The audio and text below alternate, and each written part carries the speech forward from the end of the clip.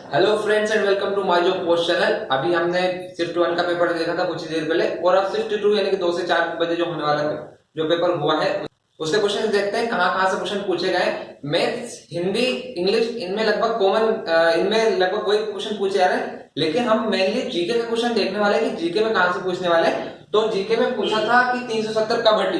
370 हटी 5 अगस्त 2019 को, यानी कि जो करंट के क्वेश्चन है, एक बहुत बड़ा मुद्दा था। इसके ऊपर से क्वेश्चन पूछा गया अशोकनगर जिला कब बना, ये एमपी से क्वेश्चन पूछा गया आपका 2003 में बना। एंड यानी कि आपको कौन कौन से जिले कब कब बने ये आपको देख लेना है। खेल मंत्री के बारे में क्वेश्चन आया था, तो खेल मंत्री में आपको ऑप्शन में ये देखना है कि पिछली वाली सरकार के मंत्री थे या अभी वाले सरकार के, जो भी मंत्री है उनको आपको टिक करना है। उसके बाद आपको उस बाद क्वेश्चन पूछा था कि खुशहाली मंत्रालय किसके द्वारा सहयोग से खुशहाली मंत्रालय किसके सहयोग से स्थापित किया गया, तो आईआईटी खड़गपुर के माध्यम से स्थापित किया गया था। एंड शंकर दयाल शर्मा कौन से नंबर के राष्ट्रपति थे, इस संबंधित क्वेश्चन पूछा गया था, क्योंकि भोपाल के हैं इसलिए क्वेश्चन पूछा गया था। तो आपको ये बता देना सीएम सड़क योजना और पीएम सड़क योजना के संबंध में क्वेश्चन आया था। एंड तानसेन का मकबरा, ये स्टैटिक क्वेश्चन है जो लगभग हर पेपर में आते रहते हैं, तो ये एक रिपीटेड क्वेश्चन है, तो ये आपसे बन जाना चाहिए। ग्वालियर में ही बोस्टन अवार्ड किसको मिला है, तो ये ओमपुरी को मिला है, लाइफ टाइम अचीवमेंट अवार्ड मिला है ये। एंड अगला क्वेश्चन आपका स्टेच्यू ऑफ यूनिटी के संबंध में था, तो statue of unity Sardar Vallabh भाई पटेल की मूर्ति बनी हुई है, वहां पर नर्मदा नदी के साइड में है, और ये एक्चुअली सबसे बड़ी सबसे ऊंची मूर्ति है विश्व में, 182 मीटर इसकी हाइट है, तो आपको ये ध्यान रखना है। एंड अगेन एक और आश्चर्य करने वाला क्वेश्चन आ गया, सागर की मेयर, इसके पहले वाले पेपर में सतना की मेयर पूछा था, तो सागर के मेयर है अभय दरे। तो आपको ये, तो एक बार आप सारे मेयर्स के नाम पढ़ लेते हैं या फिर जो भी इन पदों पे हैं वो आप देख लें, क्योंकि हो सकता है इनसे संबंधित क्वेश्चन आ जाए, कल के पेपर में हो सकता आ जाए, फिर बाद के पेपर में आ सकते हैं। एक क्वेश्चन मंदसौर अभिलेख से संबंधित आया है, तो सुबह भी एक अभिलेख के ऊपर से एक क्वेश्चन आया था और अभी भी एक अभिलेख के ऊपर से क्वेश्चन आया है, तो आपको अभिलेखों के बारे में देख लेना है। एंड सुबह एक लाल बाग महल किस नदी के साइड में बसा हुआ है, इस बारे में क्वेश्चन था, हमने सुबह छोड़ दिया था इसलिए बता रहे हैं। लाल बाग महल खान नदी इंदौर के साइड में बसा हुआ है, और दतिया वहां पर 4 डिस्ट्रिक्ट दिए गए थे, इसमें से डिफरेंट को पहचानना था, तो 3 डिस्ट्रिक्ट जो थे वो एक ही संभाग के थे, और दतिया जो है वो अलग संभाग के था, तो दतिया आपका आंसर था। तो आपको संभागों में कौन कौन से जिले हैं ये भी देख लेना है। उसके बाद आपकी सबसे बड़ी टनल के बारे में पूछा था कि इसका उद्घाटन कब हुआ था, तो इसका उद्घाटन हुआ था 3 अक्टूबर 2020 को। वेरी करंट क्वेश्चन, ये पीएम मोदी के द्वारा किया गया था। इसके बाद भारत बांग्लादेश पुल कौन सा है, तो फेमी ब्रिज है, इस मतलब इनकी पुल के संबंधित क्वेश्चन पूछा गया था। तो आसपास जितने भी पुल हैं वो वाले क्वेश्चन देख लिया। नया कुछ भी इनोवेशन या फिर उसका कोई इनोग्रेशन हुआ है तो आप उसको देख लें, चाहे वो एमपी के संबंध में हो चाहे वो भारत के संबंध में हो, तो उसको आप देख लें। इसके बाद एक आत्मकथा की यानी कि बुक का नाम आया था, तो प्रोटेस्ट ऑफ पावर, ये एनके सिंह के द्वारा लिखी गई है, यानी कि बुक के ऊपर एक क्वेश्चन पूछा गया। इसी प्रकार फर्स्ट चैप्टर में भी बुक के ऊपर क्वेश्चन पूछा गया था, प्रणब मुखर्जी के द्वारा जो लिखी हुई बुक उसके बारे में पूछा गया था, और इसमें भी बुक के बारे में पूछा गया, यानी कि आप जो रिसेंट में बुक पब्लिश हुई है उसके बारे में देख लें।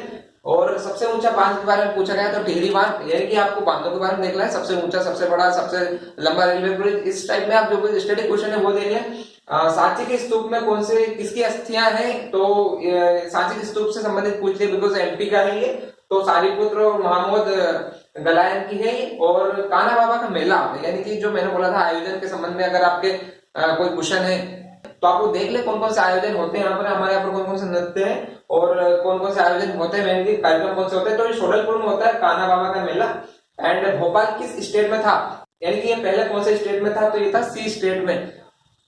ये हिस्ट्री का क्वेश्चन था, यानी कि एमपी से संबंधित हिस्ट्री का।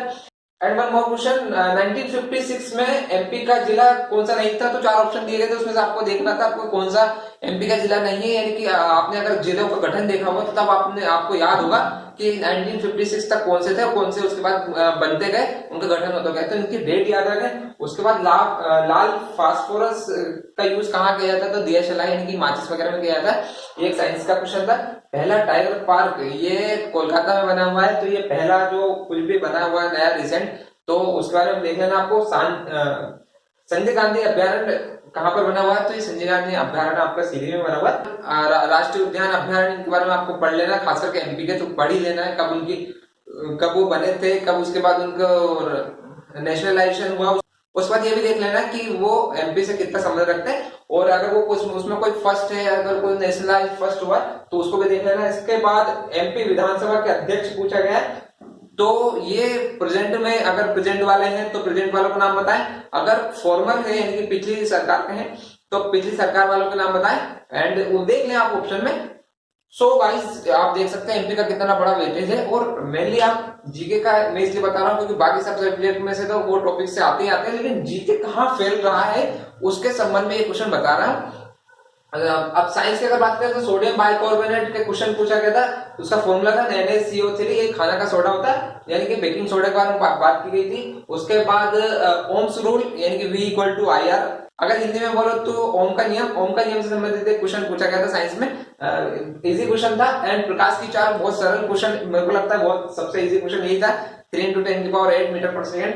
एंड पानी का भाप बनना ये कौन सी क्रिया है, तो ये भौतिक क्रिया है।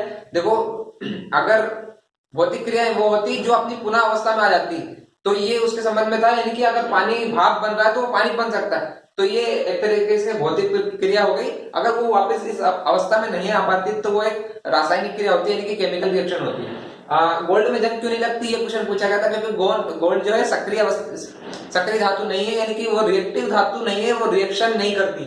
ठीक है, हड्डियां चटकती क्यों है, ये क्वेश्चन पूछा गया था, तो कैल्शियम और फास्फोरस की कमी के कारण। इसके अलावा संचारी भाव के ऊपर से क्वेश्चन पूछे जा रहे हैं हिंदी में। अधर्म का विलोम पूछा गया है, तो विलोम और पर्यायवाची के 3-4 क्वेश्चन आ रहे हैं, तत्सम तद्भव के 3-4 क्वेश्चन आ रहे हैं, अलंकार के क्वेश्चन आ रहे हैं, डीप में थोड़े से आ रहे हैं, समाज से क्वेश्चन आ रहे हैं। इसी तरीके से अगर इंग्लिश में देखें तो आर्टिकल्स से आ रहे हैं, फ्रेजेस पे आ रहे हैं, स्पेलिंग पे आ रहे हैं, एंड सिनोनिम एंटोनिम्स पे आ रहे हैं। ये नॉर्मल है, तो आप इसी प्रकार से अपनी तैयारी रखें। ये खास करके ये इसलिए बताना जरूरी है कि कहां से इस बार पूछे जा रहे हैं। जैसे कि मेयर एक नया चीज था, आप एमपी का वेटेज बढ़ा गया, यानी कि आपको एमपी पे थोड़ा सा ज्यादा ध्यान देना, तो आपको इस प्रकार से अपनी तैयारी स्टार्ट कर देनी है वापस से। इस प्रकार से अपने को थोड़ा सा बूस्ट ऑफ कर देना कि किस प्रकार से हम इन पेपर के हम तैयार करें।